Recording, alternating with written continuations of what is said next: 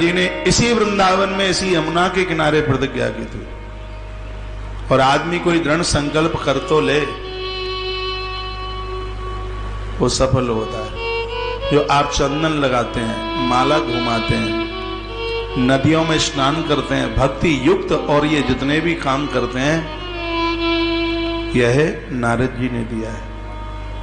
नारद जी ने प्रचार किया। इस साधु ने कितनी मेहनत की है, इस ग्रंथ में आप सुनेंगे। ये तो सबको पता ही नहीं होता कि हम तिलक चंदन लगाना कब से सीखे, माला पहनना हम कब से सीखे, नदियां नहाना हम सीखे कब से। नारद जी को महादेव ने बताया था, शंकर जी ने नारद जी को सब बातें बताई, देवर्षि नारद जी ने इन सब चीजों का प्रचार किया। इसलिए सनातन के तो मूल स्रोत हैं देवर्षि नारद। नारद ने प्रचार किया था, ग्रंथ पढ़ो, स्वाध्याय करो, तिलक लगाओ, भोर में जल्दी नहाओ, थोड़ी देर भगवान के मंदिर में बैठो, दिया जलाओ, स्मरण करो, चिंतन करो। नारद जी ने प्रचार किया। नारद जी ने कहा था कि तुम्हारे बूढ़े ज्ञान वैराग्य युवान हो जाएंगे, करो तो सही, कथाएं सुनो। कि नारद जी की करामात है। आज पांडाल भरे होते हैं, लोग सुनते हैं, पुराण सुने जा रहे हैं, इसमें प्रचार। इस महापुरुष को देखिए, इसको भुलाइए मत, इसकी बहुत बड़ी मेहनत है। स्वयं भगवान ही नारद के रूप में प्रकट होकर इस बात के प्रचार के लिए चले हैं कि जीव का कल्याण कैसे हो सकता है। विधाता ब्रह्मा का आदेश, नारद जी की प्रतिज्ञा। नारद जी ने इसी वृंदावन में यमुना के किनारे भक्ति माता पे बात कही थी, देवी चिंता न कीजिए, घर घर में तुम्हारा प्रचार ना कर दूं तो मैं भी नारायण का सेवक नहीं। नारद जी बोले। नारद जी ने भक्ति माता को एक बात कही थी, कहा था कि मेरे पिता की आज्ञा और अपनी प्रतिज्ञा। मेरे पिता की तो आज्ञा है, ब्रह्मा जी ने कहा है कि भक्ति का प्रचार करो, तो पिताजी की तो है आज्ञा और मेरी है प्रतिज्ञा। पिताजी की आज्ञा और पुत्र की कार्य करने का उत्साह, क्षमता। हे मां, हे देवी, यदि घर घर में मैंने तेरा प्रचार न कर दिया तो मैं भी हरि का सेवक नहीं ठहरा। ये जितना भी आप सब देख रहे हैं, मंदिर में वंदन करना, प्रणाम करना, आरती, ये सब देवर्षि नारद जी के देन है। नारद की तो व्यापकता है। नारम जीवानाम अज्ञानम खंडयति नारद, जो जीव के अज्ञान का हरण करने में आज भी लगा है, वो नारद है, वो देवर्षि नारद जी है। नारद अद्भुत महापुरुष है। आपके पास कागज और कलम हो तो आप लिख लीजिए। नारद जी ने 3 प्रकार की भक्ति का वर्णन किया है, 3 तरह की भक्ति बताई। आपने नहीं सुनी होगी, मेरे मुंह से तो नहीं सुनी, और किसी के मुंह से सुन ली हो तो पता नहीं है। मैंने तो 750 कथाओं में शायद ये बात नहीं बोली है। और इस ग्रंथ की कथा को आप सुन रहे हैं, सब बातें आपको नहीं लगेंगी। और 5 साल में सुनी हो तो मुझे एक मैसेज, 5 महीने में सुनी हो तो एक मैसेज करके मुझे भेज देना, महाराज ये तो आपने पहले सुना दी थी, नहीं सुनाई। देवर्षि नारद जी 3 तरह की भक्ति बताते हैं, और ये 3 तरह की जो भक्ति है, ये 3 तरह की भक्ति हमें ईश्वर के चरणों में पहुंचा देगी।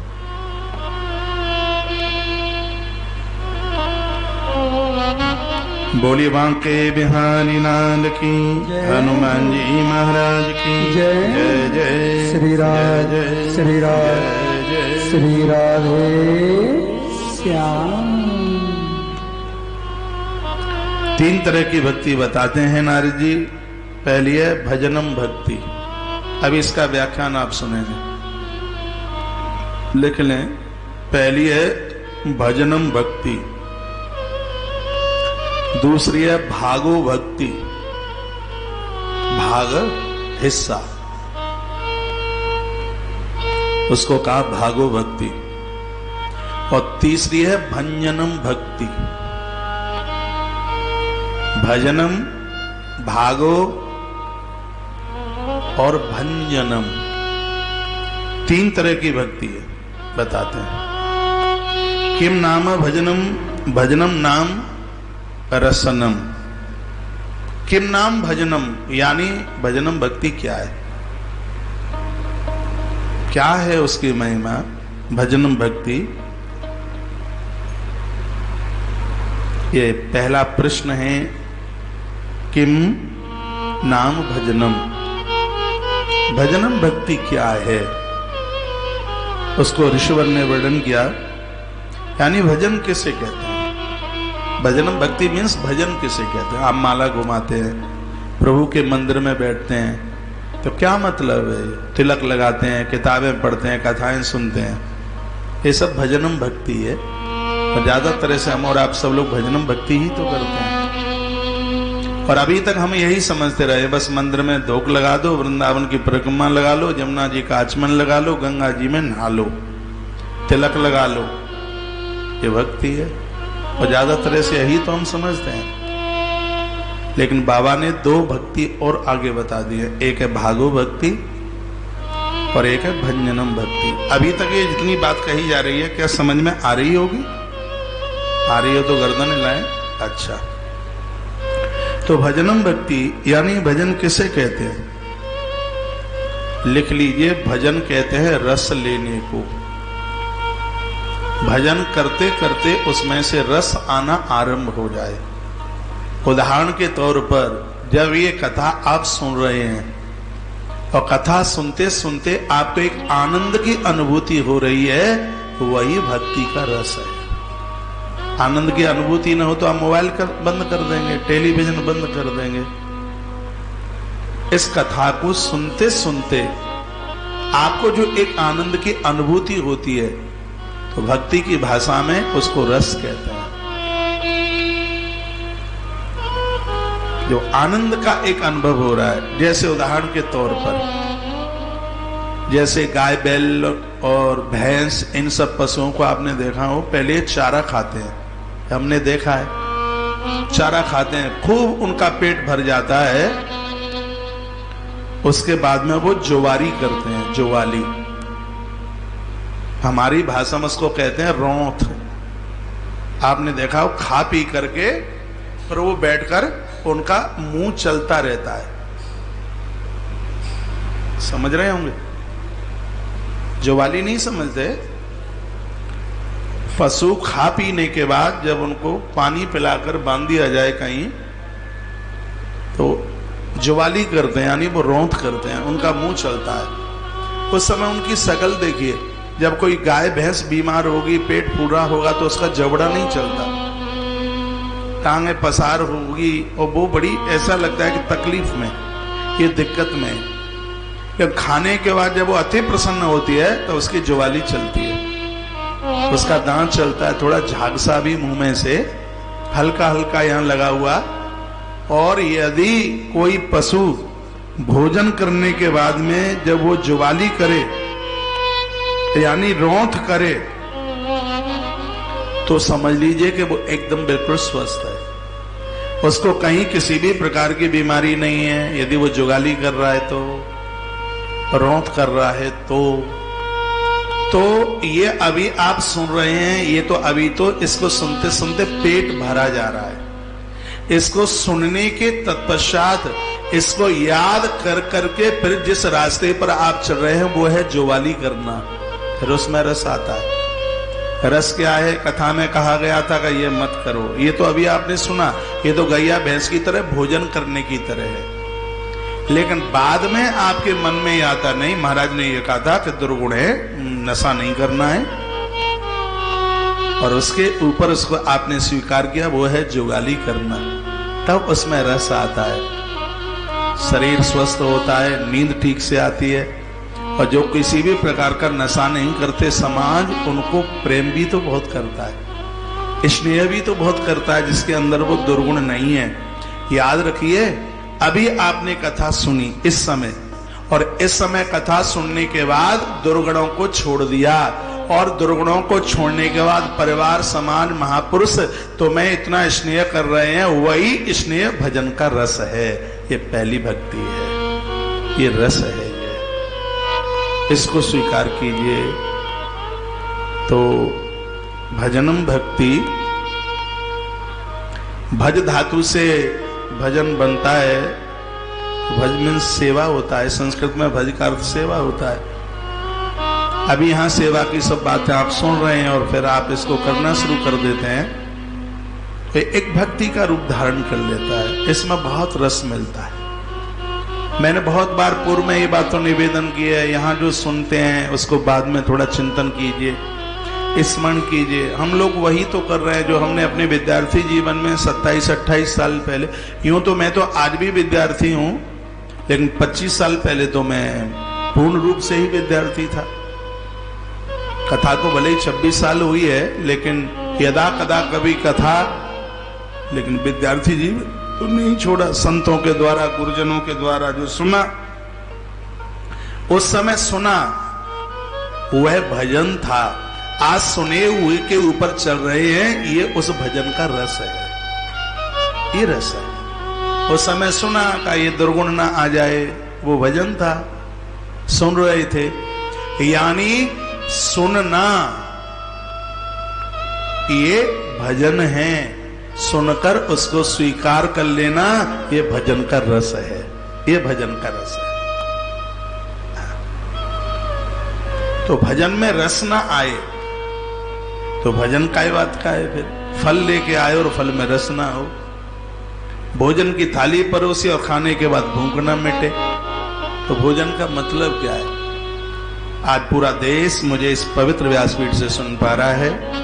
इन कथाओं को सुनाने में मैं अधिमास के पहले ही दिन बोल रहा हूं, किंचित मात्र मेरा कोई स्वार्थ नहीं है। ना ये कथा इसलिए सुनाई जा रही कि लोग ये कहें कि कौशिक महाराज तो 18 पुराण की कथा कर लेते हैं। 1% भी ऐसे मन में कोई बात नहीं है। बस ये पढ़ाए कि 18 पुराणों की महिमा कितनी है।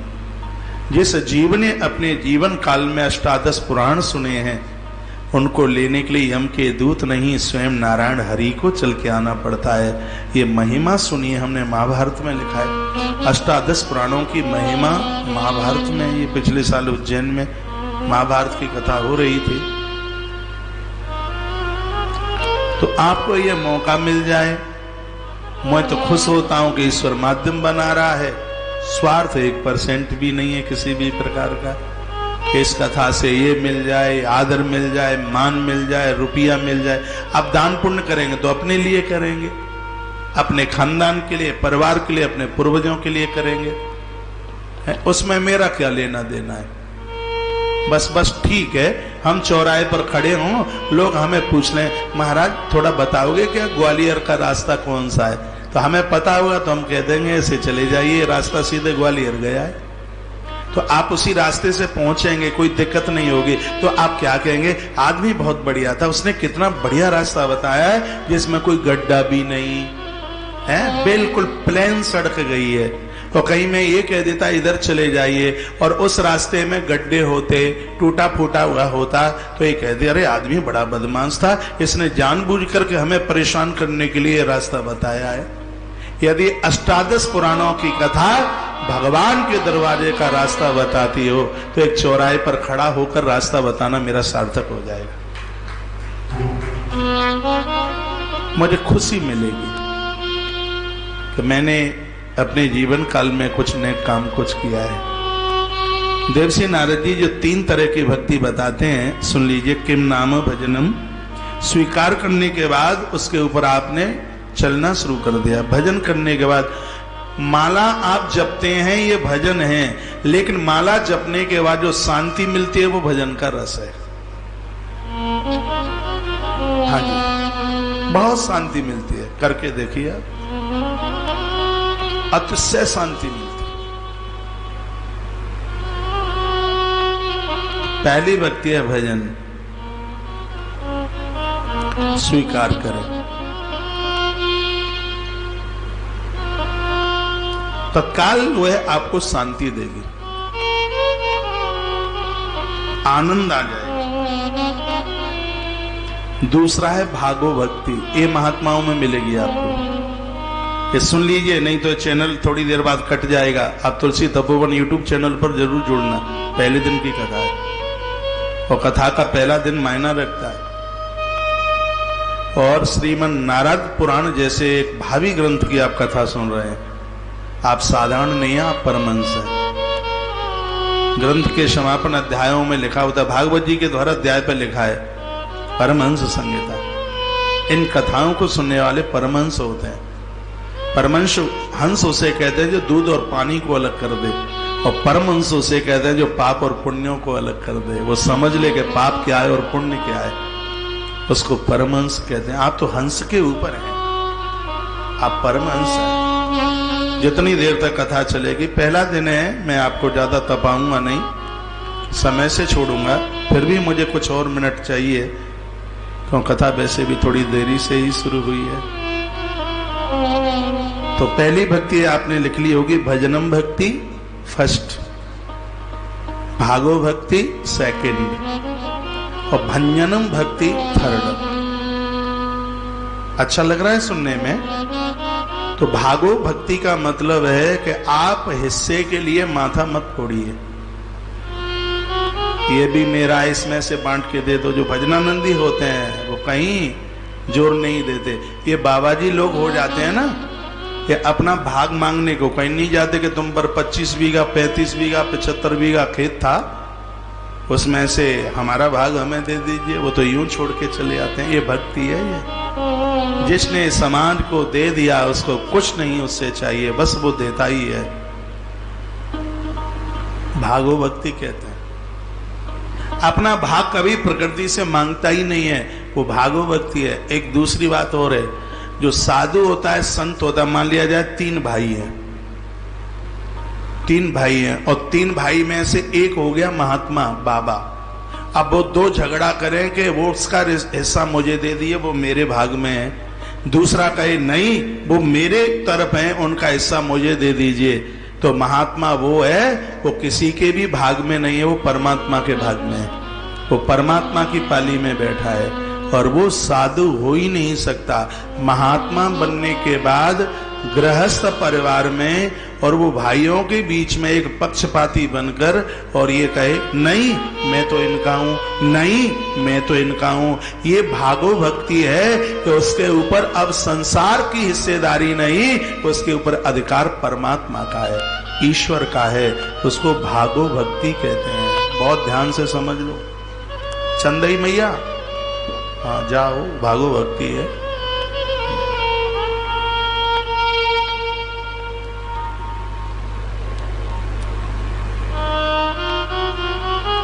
जिसकी समझ में भागो भक्ति आ जाएगी वो परिवार में रह करके भी साधु बनेंगे। और ये दादा दादी को मैं ज्यादा कहना चाहूंगा, ये भागो भक्ति का तिरस्कार तो यही ज्यादा करते हैं। एक के पक्ष में हो जाएंगे, जो है उसी को दे दें, लगता है वो और तो बाजार से खरीद के लाए गए थे। किसी एक के बन के मत रहना परिवार में, एक के बन के नहीं। ये भागो भक्ति है। 4 हैं, चारों के 4 है, चारों में से किसी के नहीं। 4 हैं तो चारों के हो और चारों में से किसी के नहीं हो। आपके पास जो है वो चारों का है और आपके पास जो है वो किसी का भी नहीं है। ऐसा जीवन जीना है भागो भक्ति, यानी आप किसी एक के भाग के नहीं है। अरे तुम माता पिता हो, तुम्हारे 4 बेटे, तुम एक के कैसे हो जाओगे? कैसे हो जाओगे एक के? लेकिन प्राय त्रुटियां होती हैं, गलतियां होती हैं। भजन इसलिए तो नहीं होता। एक तरफ माला पकड़ो और एक तरफ पूरा माल टाले को दे दो। तो नारद जी कहते हैं वो कोई भजन नहीं है, कुछ नहीं है, सब ऐसे ही है, नौटंका है, गति नहीं है उसमें। एक एक सूत्र ऐसा है कमाल कर देगा। जो आज माता पिता बनकर के जी रहे हैं, नारद जी की बात समझ लीजिए, ये भागो भक्ति का प्रचार करते हैं। ये कहते हैं कि परिवार में 10-20 लोग हैं, किसी के एक के बन के मत रहिएगा। पितामह भीष्म के सन्मुख द्वारका के कृष्ण खड़े हैं। भीष्म उधर खड़े जरूर हैं, लेकिन वो ना दुर्योधन के बन के जिए हैं, ना युधिष्ठिर बन करके जिए हैं, वो भगवान के बन करके जिंदगी जिए हैं। इसलिए अंत समय में भगवान द्वारकाधीश वहां पर खड़े। तो ये भागो भक्ति मुझे बहुत अच्छी लगी है। फिर आप कोई अपना कुछ है वो किसी एक के पाले में ना छोड़ जाए, किसी एक को न दे दे। चैनल कट रहा है, मैं 2 मिनट भगवान का नाम लूंगा, क्योंकि लोगों को सत्संग टीवी से इधर आना है तुलसी तपोवन यूट्यूब चैनल पर, तो तब तक उनकी 2-4 मिनट की कथा न छूट जाए, इसलिए बस मैं 2 मिनट का नाम भगवान का लेते हुए आगे।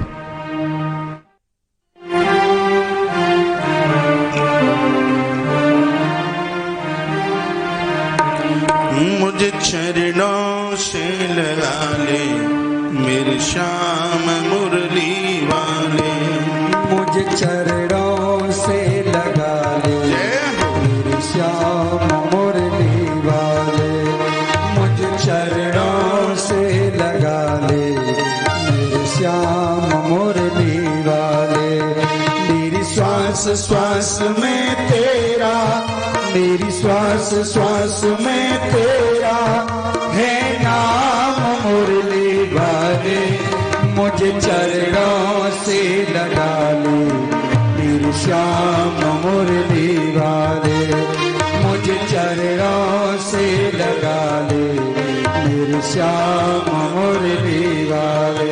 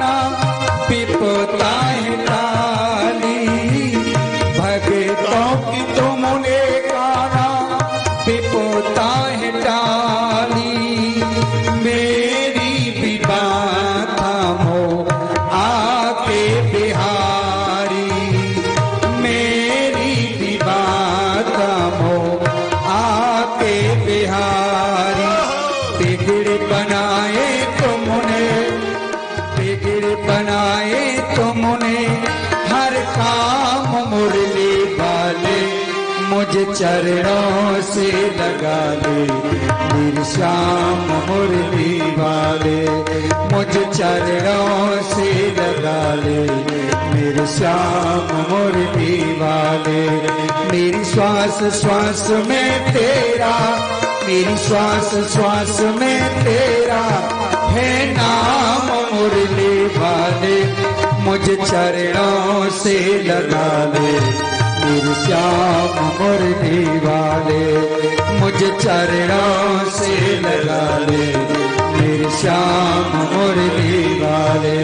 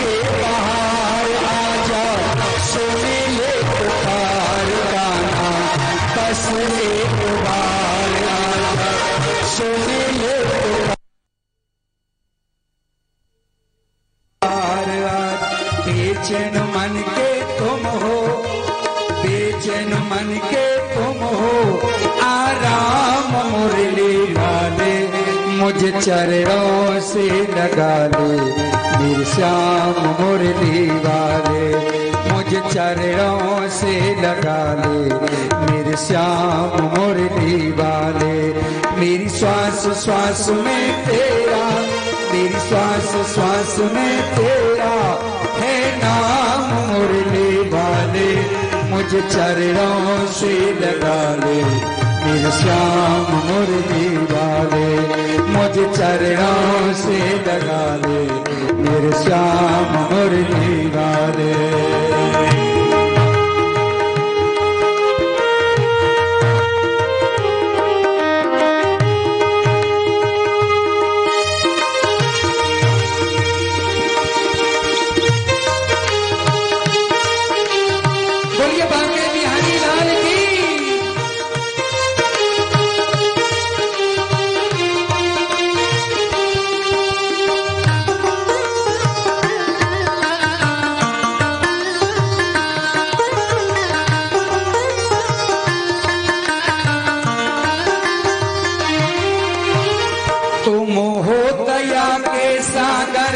जन्मों की मैं हूँ प्यासी, तुम हो दया के सागर, जन्मों की मैं हूँ प्यासी, दे दो जगह मुझे भी चरणों में बस जरा सी, दे दो जगह मुझे भी चरणों में बस जरा, सुबह तुम ही हो।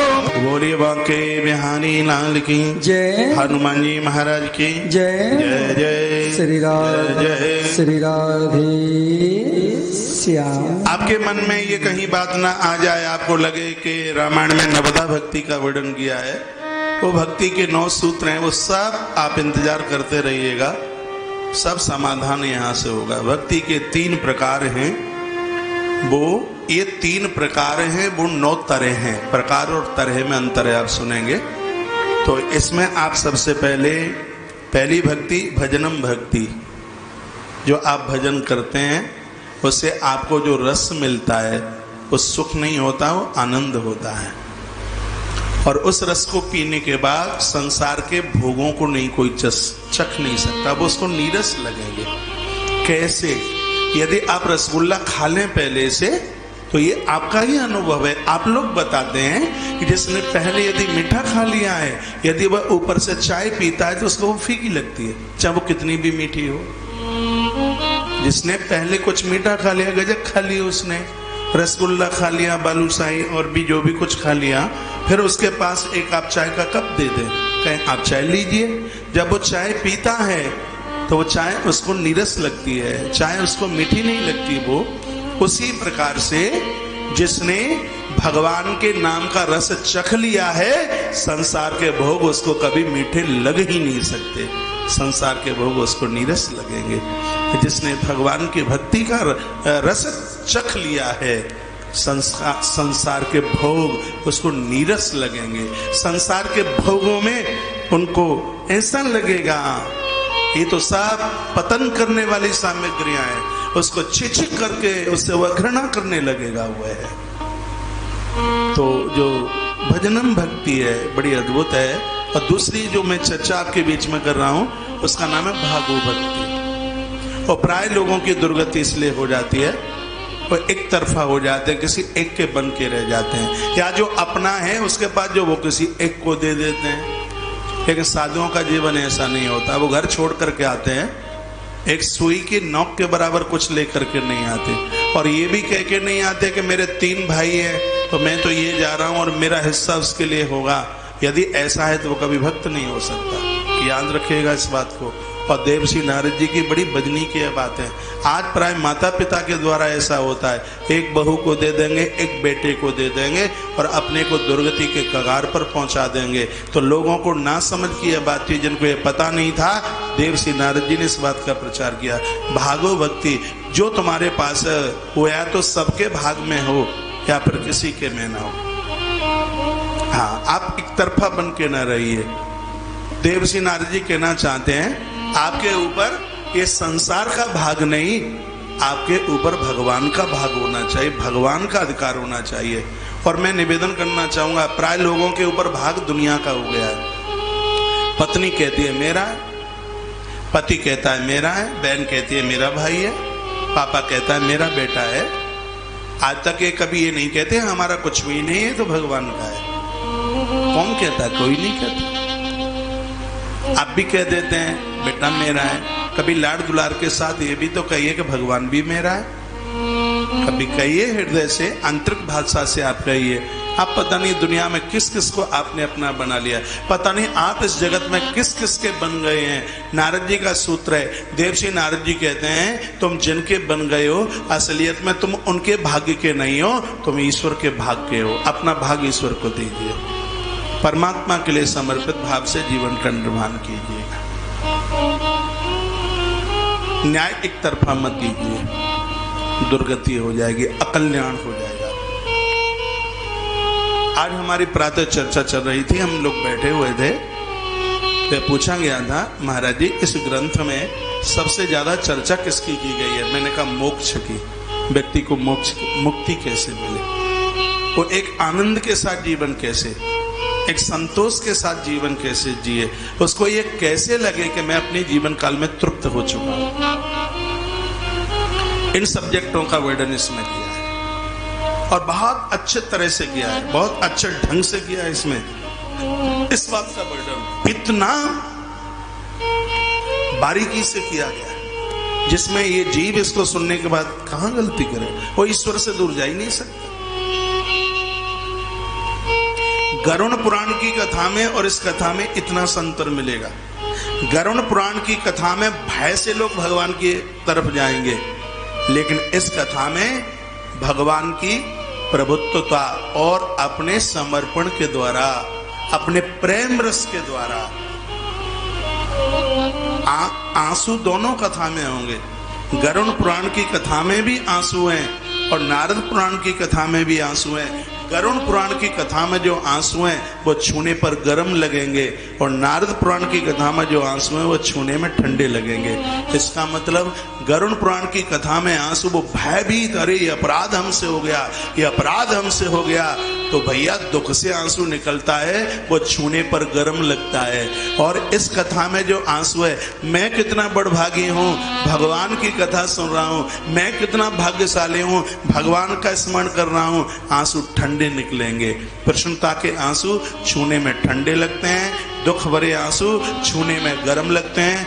विश्वास नहीं तो दोनों तरह से रोके देख लेना, कथा दोनों ही अद्भुत हैं, दोनों अपने आप में सार गर्भित हैं, लेकिन दोनों का एक अंतर सा मैं आपको बोल के आगे बढ़ूं और नारद जी की वह बात आपके बीच में रखते हुए, जहां देवर्षि नारद जी पहली बात भजनम भक्ति और दूसरी भागो भक्ति।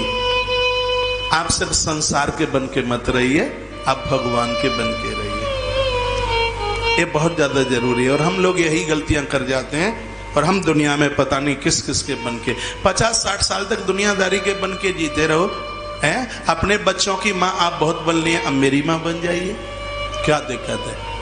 हो सकता है आपकी सेवा ना कर पाए हम करेंगे। हाँ, कौशिक महाराज की माँ बन जाओ, कोई तकलीफ ना हो तो आपको, मेरी दीदी बन जाओ आपको कोई तकलीफ ना हो, हाँ मेरे बाबूजी बन जाओ यदि आपको कोई तकलीफ ना हो, बन तो जाइए। इनके बहुत तो बन गए आप, संसार के लिए बहुत जिंदगी जी ली है, बहुत जीवन जी लिया है। इनको अब इनको अपने हिसाब से, बेटा बाहर कमाने को जा रहा है, कमाने दीजिए, बहू को संग लिए रहने, युवान जीवन है। आप काई को माथा पकड़ करके रोते हैं? आप कहते हैं हम अकेले हैं, नारद जी कहते हैं तुम नहीं हो अकेले, धरती तुम्हारे संग है, आकाश तुम्हारे साथ है, संपूर्ण प्रकृति तुम्हारे साथ है, तुम्हारा भगवान भी तो तुम्हारे साथ है, तुम्हारा धर्म भी तो तुम्हारे साथ है, और तुम माथा पकड़ करके रोते हैं हम अकेले हैं। तुम बार बार यही कहते हैं, तुम्हें अकेलापन इसलिए लग रहा है क्योंकि तुम भगवान के नहीं बने हो, अभी तुम बेटे के ही बन के रह रहे हो, अभी तुम बहुओं के ही बन के रह रहे हो, अभी तुम नाती पोते के ही बन के रह रहे हो। और जिस दिन तुम्हें यह पता लग जाएगा, नारद जी कहते हैं कि मैं भगवान का हूं, तब तुम्हें संसार में किसी कमी का एहसास ही नहीं होगा, तुम अपने आप को परिपूर्ण मानोगे। लेकिन तुम दुखी इसलिए हो क्योंकि तुम अभी भगवान के बने नहीं हो, तुम इसलिए रो रहे हो तुम्हारी 80 साल 75 साल 85 साल उम्र है, बेटा कमा रहा है, परिवार के साथ रह रहा है, और तुम बैठे बैठे रो रहे हैं। तुम इसलिए रो रहे हो क्योंकि अभी तुमको यही लग रहा है कि मैं बेटे का पापा हूं, मैं बेटे की मम्मी हूं। और जिस दिन तुम्हें यह लगना शुरू हो जाएगा, नहीं, ममई वांसो जीवलोके जीव भूता सनातना, हम भगवान के हैं, और जिस दिन तुम अपने आप को ईश्वर का मान लोगे, तब तक इस संसार में किसी कमी का आपको एहसास ही ना होगा, नहीं होगा। उस समय आप भगवान के बन गए होंगे, और जिस समय तुम भगवान के बन गए होंगे, उस समय उस भक्ति का नाम होगा भागो भक्ति। जिस समय तुम्हारे ऊपर ईश्वर का अधिकार हो गया होगा, उस समय उसका नाम होगा भागो भक्ति। जिस समय आप अपने हिस्से के लिए दुनिया से लड़ोगे नहीं, उस भक्ति का नाम होगा भागो भक्ति। आप मुकदमा नहीं करोगे उसके ऊपर, मुझे मेरा हिस्सा चाहिए, उस समय भागो भक्ति। और याद रखिएगा, पांडवों ने जो युद्ध किया वो भाग के लिए नहीं किया था, हिस्से के लिए नहीं किया था। निवेदन करूंगा इस ग्रंथ के अंतर्गत, उसमें एक बहुत बड़ा रहस्य था। तीसरे नंबर की जो एक भक्ति है, उसका नाम है भंजनम भक्ति। ये लिख लीजिए आप, और यही बात पूरी करके आरती की तरफ मैं बढ़ूंगा। इसमें लगाना यूट्यूब, भंजनम भक्ति। भंजन का अर्थ होता है, संस्कृत का शब्द है भंजन। भंजन का अर्थ है मर्दन करना। भंजन का अर्थ होता है तोड़ना। भंजन का अर्थ होता है कुचलना। भंजन शब्द है नाथ समुधनु भंजनिहारा, नाथ समुधनु भंजनिहारा, होई एक दास तुम्हारा, नाथ समुधनु भंजनिहारा, नाथ समुधनु भंजनिहारा, होई एक दास तुम्हारा, होई एक दास तुम्हारा। राम जी ने कहा कि जिसने धनुष का भंजन किया, भंजन मीन्स जिसने इसको तोड़ा, तो भंजन का अर्थ निकल के आता है तोड़ना, मर्दन करना, कुचलना। तो देवर्षि नारद जी का यह बड़ा भावी सूत्र है, उन्होंने इस बात का प्रचार किया कि अहंकार को तोड़ दो। जब तक अहंकार नहीं टूटेगा, जब तक धनुष नहीं टूटा, तो सीता माता ने माला तो नहीं डाली ना किसी को, तो सीता माता है भक्ति। भक्ति तुम्हारा वर्ण तब करेगी जब तुम अहंकार को तोड़ दोगे। हाथी को मोह कहा है, जब तक मोह को कुचलोगे नहीं। इसलिए भंजन के अर्थ यहाँ कही है कुचलना, तोड़ना, मरोड़ना, ये भंजन के शब्द है। मोह को कुचल डालिए, अहंकार को तोड़ दीजिए। जब तक ये मोह और अभिमान ये दोनों के दोनों रहेंगे, समझ लीजिएगा, तब तक हमें ईश्वर की परछाई भी नहीं मिल सकती। दुर्गुणों को कुचल दीजिए, माया मोह को कुचल दीजिएगा, अहंकार को। बहुत लोगों को तो घर छोड़ने के बाद भी, तीर्थ में पहुंचने के बाद भी अभिमान होता है। हमने सुना है आश्रमों में, हमें ज्यादा फटीचर ना समझ लेना। 4 बेटे थे, कमाऊ, चारों इंजीनियर थे। एक पूना में था, एक बेंगलोर में था, एक गाजियाबाद में था, एक गुड़गांव में था। हमें रोटी मांगने वाला हमें समझ लेना, खबरदार, हम अभी अपना थैला उठा के चले जाएंगे। घर छोड़ते हैं, अभिमान नहीं छूटता। छोड़ने का अभिमान नहीं छूटता। बहुत लोग आ भी जाते हैं तो कहते हैं 100 बीघा जमीन थी और सब छोड़ के आया हूं। क्या छोड़ के आया, बार बार गाता है तो। देवर्षि नारद जी का जो एक अद्भुत सूत्र है, वो कहते हैं भंजन। भंजन का अर्थ है अब इसको लादे मत घूमो, इसको तोड़ दो, छोड़ दो इसको। देखिए भगवान कैसे मिलते हैं। मुझे तो बहुत इंटरेस्ट आ रहा है इस कथा में। अभी तो आज शुरुआती दिन है, अभी तो आएगा। हाँ, अभी आएगा। नारद पुराण की कथा है। बहुत धन्यवाद के प्रतीक हैं वह भक्त जिनको इस देवर्षि नारद जी के अद्भुत ग्रंथ का यजमान बनने का सौभाग्य प्राप्त हुआ है। आज टाइम थोड़ा कम ही रहा है, मैं बता नहीं पाया हूँ। कल मैं बताऊंगा इसके यजमान कि जो अद्भुत जो महिमा, और वो कितने बड़भागी हैं जिनको 18 पुराणों की कथा का यजमान बनने का सौभाग्य प्राप्त हो रहा है। बहुत बड़भागी, भाग्यशाली हैं। आपके घर में जो यजमान बने हैं, जो पिछले दिनों का जो जल आपने भर के रखा है, श्वेत वस्त्र में नारियल को अपने घर रख लेना, यदि कोई नदी वगैरह आपके पास नहीं है तो। नहीं तो 4 बजे के बाद, क्योंकि द्वितीया लग जाएगी ना आज, उसके बाद में उसको आप जल को ठंडा जल में प्रवाहित कर दीजिएगा, ये नारियल को। नहीं तो कभी घर से बाहर जाए, कोई नदी मिले, बहते हुए जल में ही उसको प्रवाहित करना। मटकी है, जल है, उसको आप पेड़ में डाल सकते हैं, वृक्ष में डाल सकते हैं।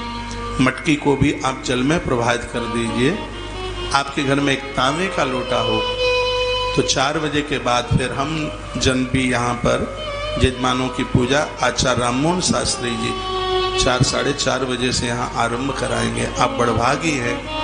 आचार्य जनों के द्वारा ये आह्वान, बंदन, पूजन आपके लिए हमारे ब्राह्मण विष्णु सहस्त्र नाम का पाठ करेंगे।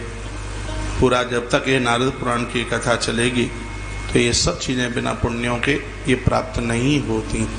आपसे भी बने तो यह रोज आप करते रहिएगा। 4:30 बजे आप भी अपने घर में एक तांबे के कलश में, उसमें जल, पंचपल्लव, नीचे चावल बिछा करके और उसके ऊपर यह आप रख दीजिएगा कलश। क्योंकि कलश में संपूर्ण देवता, आप तो कहेंगे हर कथा में कलश क्यों, कलश के बिना तो अधूरा लगता है। कलशस्य मुखे विष्णु कंठे रुद्र समाश्रिता, मूले त्वस्तो ब्रह्म मध्य मातृगणा स्मृता। कलश में संपूर्ण नदियां, संपूर्ण तीर्थ और संपूर्ण देवताओं का आकर के वास हो जाता है।